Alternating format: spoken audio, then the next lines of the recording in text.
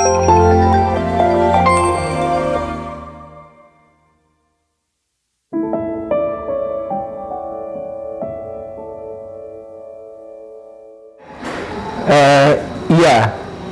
memang dia dianggap orang kedua ya, sesudah Soekarno gitu.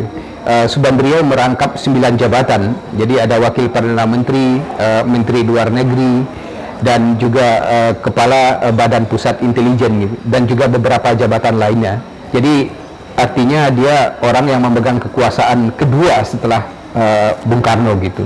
Nah, oleh sebab itu tentu dia yang perlu untuk diadili. Nah, di dalam hal ini ketika pengadilan itu sedang berlangsung, upaya-upaya untuk mendiskreditkan Subandrio ini dilakukan. Yang pertama dengan menyatakan dia itu sebagai Haji Peking gitu, memberikan julukan Haji Peking yang disebabkan karena Subandrio ini adalah seorang menteri luar negeri yang mempunyai hubungan baik dengan ERC gitu. Nah, kemudian yang kedua, dia dianggap Durno karena mengadu domba antara Angkatan Darat dengan PKI misalnya.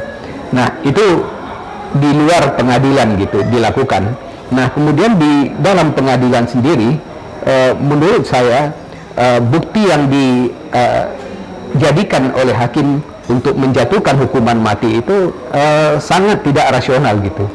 Alasannya adalah karena pada tanggal 30 Juli tahun 65, Subandrio itu diminta oleh Presiden Soekarno mengirim telegram kepada dua orang, Aidit dan Nyoto, untuk pulang ke Indonesia. Keduanya dibutuhkan oleh Presiden Soekarno di dalam menulis pidato kenegaraan tanggal 17 Agustus tahun 65. Nah, saat itu Aidit sedang berada di Beijing, sedangkan Nyoto di Moskow. Nah, ketika itu Aidit itu membalas telegram itu dengan mengatakan bahwa dia sudah menerima telegram itu dan akan segera kembali ke Jakarta dalam waktu dekat gitu. Sedangkan Nyoto tidak memberikan jawaban. Oleh sebab itu pada tanggal 2 Agustus Jamin, Sekretaris Presiden Soekarno, itu mengirimkan telegram ulang kepada Nyoto untuk supaya pulang ke Indonesia gitu secepatnya. Nah, hal ini yang dijadikan oleh hakim sebagai bukti. Jamin, Sekretaris Presiden itu dihadapkan sebagai saksi dan dia ditanya betul apakah di dalam telegram tanggal 2 Agustus itu siapa yang dikirimi telegram, dan Jamin mengatakan yang dikirimi telegram adalah Nyoto. Satu-satunya hanya Nyoto gitu. Aidit tidak dikirimi telegram. Nah, hakim di sini menyimpulkan bahwa Subandrio itu menambahkan nama Aidit itu di dalam telegram yang dikirimkan sebelumnya gitu. Dan oleh sebab itu hakim menyimpulkan bahwa Subandrio mengundang Aidit dan Aidit kemudian melakukan percobaan kudeta.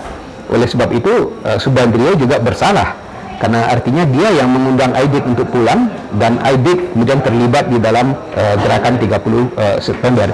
Itu yang dijadikan alasan.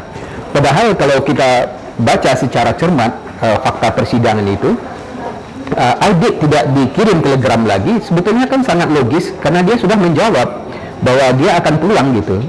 Jadi dia sudah membalas telegram pada tanggal 30 Agustus itu. Oleh sebab itu yang dikirim telegram pada tanggal 30 Juli maksud saya, sedangkan tanggal 2 Agustus yang dikirim telegram cuma Nyoto, karena Nyoto belum menjawab gitu. Jadi, nah, hal yang semacam ini yang dianggap memberatkan Subandrio. Dia dianggap meminta Aidit datang atau pulang ke Indonesia dan kemudian melakukan kudeta gitu.